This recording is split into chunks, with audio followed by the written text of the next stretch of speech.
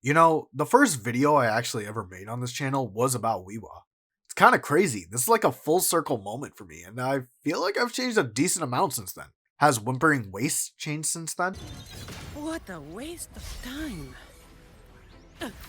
Didn't block it? Nope. Kuro, just... what the fuck is happening here, dude? What's the deal? I know you got Kuro Fest coming up, but this is pretty ass, bro. Cannot lie. Another patch cycle, another fucked up Whimpering Waste. It's honestly like clockwork. They just can't seem to get this shit right. And I feel like that's the main issue. Of course, there's also the possibility of it being typical gacha predatory and corporate greed. Never gonna rule that one out. That being said, let's try and give them the benefit of the doubt. Kuro just doesn't know what the fuck to do with this game mode. And honestly, fair. Whimpering Waste is supposed to be the AoE counterpart to TOA, demanding a combination of specific kit requirements alongside properly built units. While TOA at this point you can mostly get by with well-built characters and fast rotations, WhiWa is a little more obnoxious. There's a lot of issues regarding WhiWa, starting with the requirements to clear. So obviously you want characters that can hit multiple targets at once. So characters like Gion, Camellia, Rochia, Frolova, and Brand are especially strong here.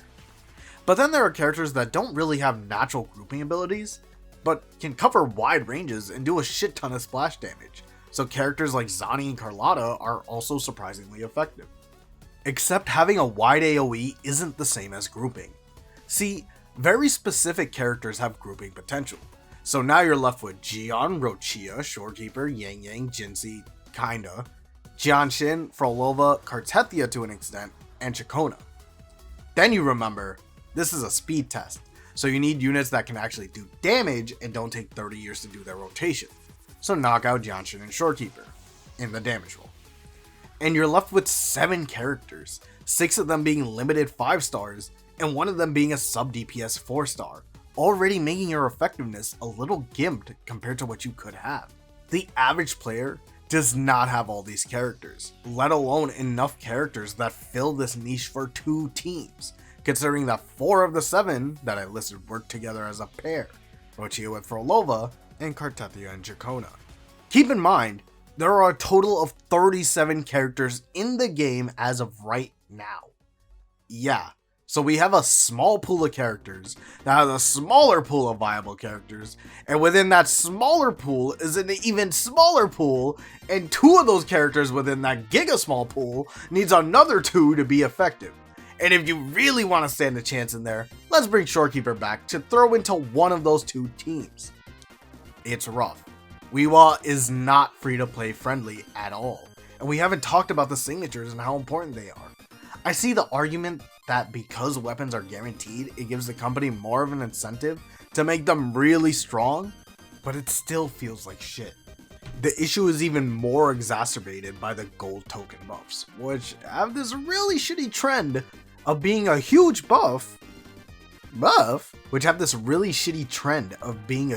buff, if you have the latest unit. And that's no more apparent than this latest WhiWa patch. We got one that buffs fusion damage and procs through Resonance Liberation. Gee, I wonder who that's for.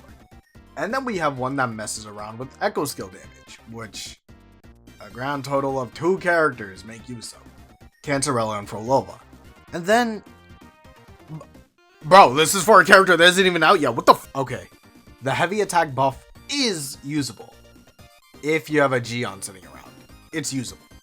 But, man, why the fuck did we get a token that can only be half used? This should have just been a generalist token that helps, you know, the people that don't have the latest units. And this is a huge problem with WhiWa and TOA.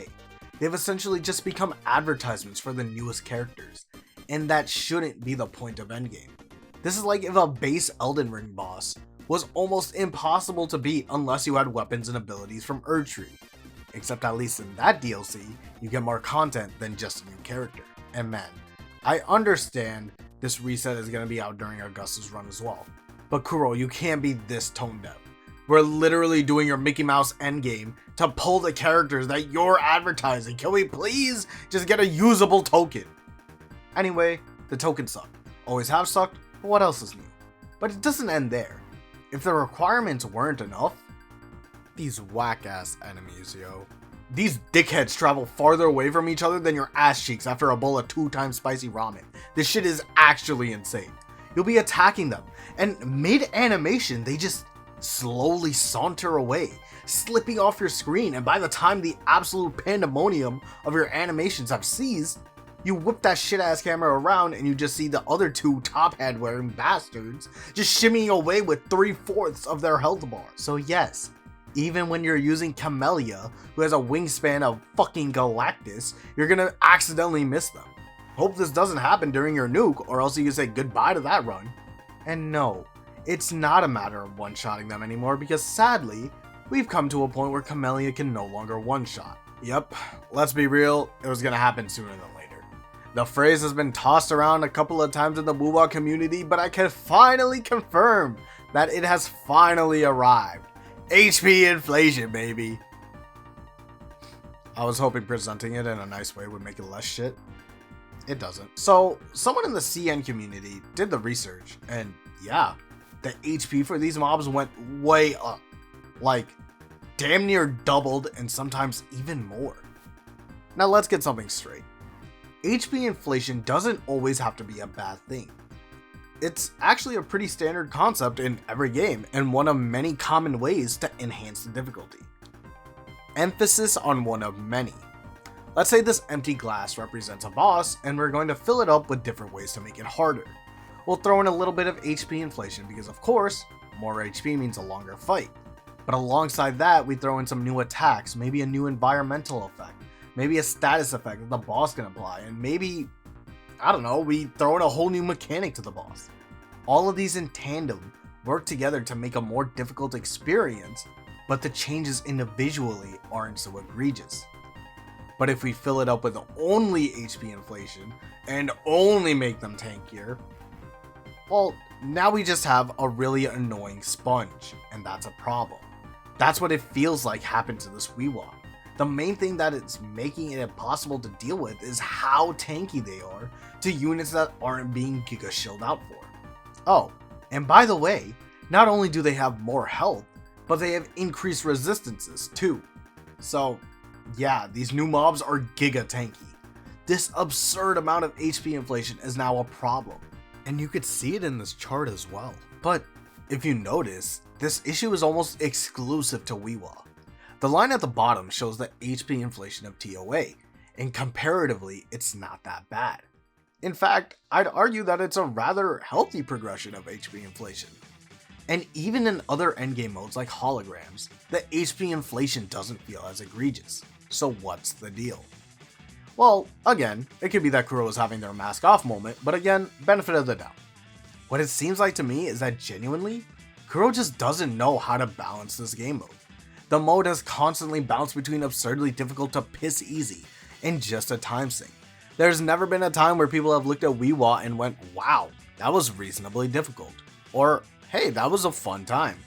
Kuro keeps trying to adjust things. They keep trying to make new tokens that never really feel good, even with their shield units. They keep changing the enemy health and AI, and it just amounts to an awful experience.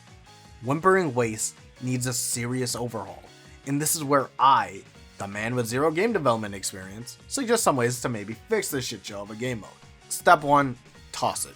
Just get rid of it. No one likes it, no one has fun with it, no one looks forward to actually playing it, people just want the rewards.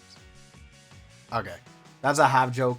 I wouldn't mind if they got rid of it, but let's give actual ways to adjust it so that it works on all ends. So that means making an event that is still clearable, but difficult, and still able to promote the newest characters without making them a necessity. I've mentioned this before, but I'm going to mention it again. Just turn it into a tower defense mode. Give us a tower or a beacon to defend, and toss waves of enemies at us.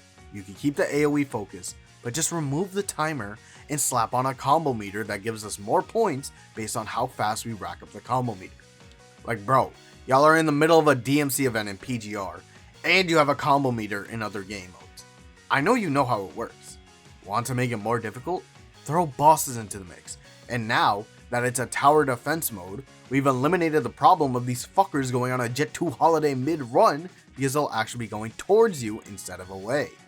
And if you really want to keep the timer, fine, but just make it so that when you clear a wave, it increases your timer and you get more points based on how much time you have left at the end of the event. And change the rewards. A big problem with this event being so difficult is that people want the asteroid, and the last 100 asteroid being gated away by bullshit is frustrating, and getting triple S feels pointless unless you really care about the title.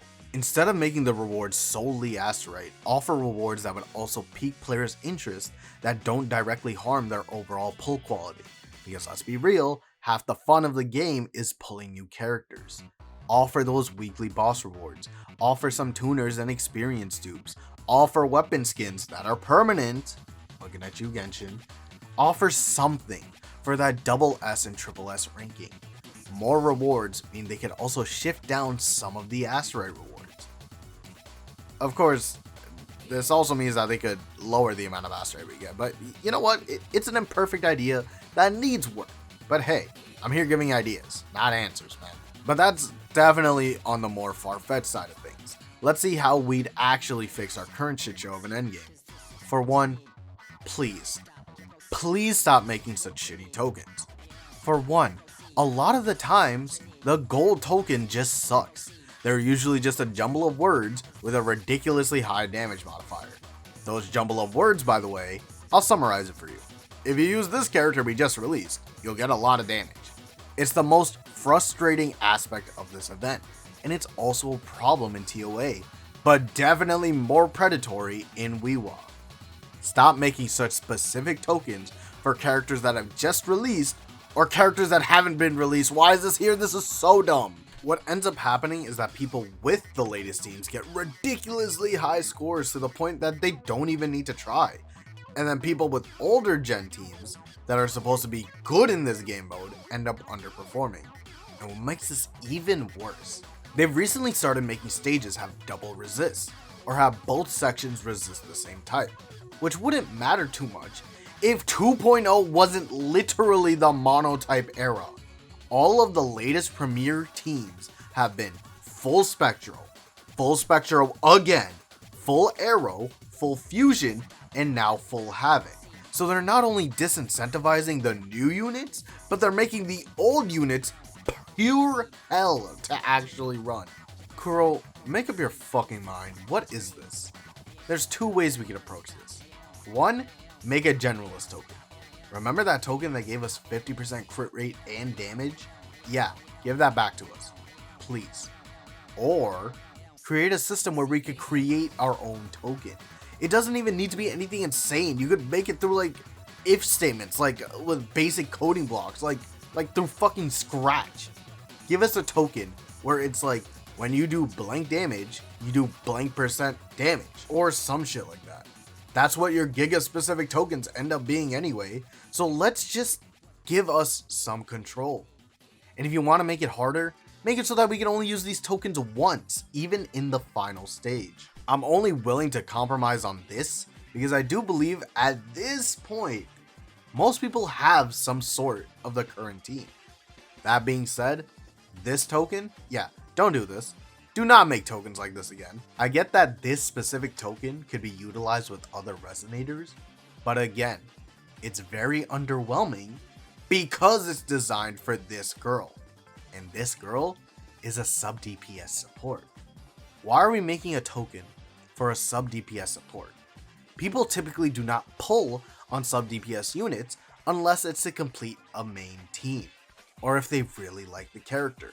A token that is supposed to provide you with a major damage buff should not be specifically tailored towards a character that isn't designed to well do damage. The only exception is Plunderer, because it one turns an inherently non-damaging trait into a damaging trait, which makes it, you know, actually interesting, but also it is so general that anyone can use it. Hell, anyone with the Cruise Wing Echo can make use of this token.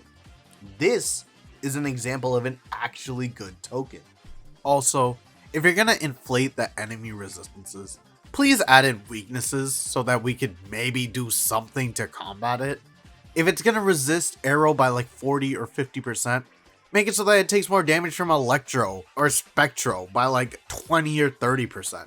Preferably not elements that match the already running banners, because you shill out for them anyway. You don't need to shill out for them even more. Especially if you're gonna make the penultimate tokens only effective on 1 to 2 units per token. And again, cannot emphasize this enough. Get rid of the tokens that aren't going to be useful. Or at the very least, give us a 4th token. Final suggestion, just let us use a friend's resonator. A lot of players don't have every unit in the game, and with a game mode that is so demanding for meta teams, throw us a bone, dude. Just let us use the characters that we have displayed in the showcase feature, not like it does anything else. And you'd be surprised with how often people are influenced by using their friends' units to actually pull their own. And plus, having all those whale friends would actually be useful, letting us use our hardware temporarily instead of just staring at it longingly, wishing it was us when they join in our world and yoink our materials. But yeah, those are just my overall thoughts. Listen, I don't like WhiWa. I really wouldn't care if it goes away, but I do feel like it'd be better if Kuro worked to improve upon this game mode, rather than scrapping it and then giving us some other botched ass game mode that we could complain about. But yeah, let me know what you guys thought in the comments down below. Let me know how you guys have been feeling about this WhiWa. Let me know if you guys agreed with my suggestions. Let me know if you guys have your own suggestions. And yeah, let's just talk about it and see how we could hopefully fix this. I do know that the last time we had a really bad WhiWa, we just basically bitched about it until they fixed it. I don't know if they're gonna do that again. Hopefully they do. But yeah, other than that, make sure to leave a like and subscribe. Make sure to follow me on Twitch, because I do be playing games. I'm actually playing Expedition 33 right now, having mad fucking fun. So yeah, let me know in the comments down below. I already said that. I'm retarded. Okay, goodbye.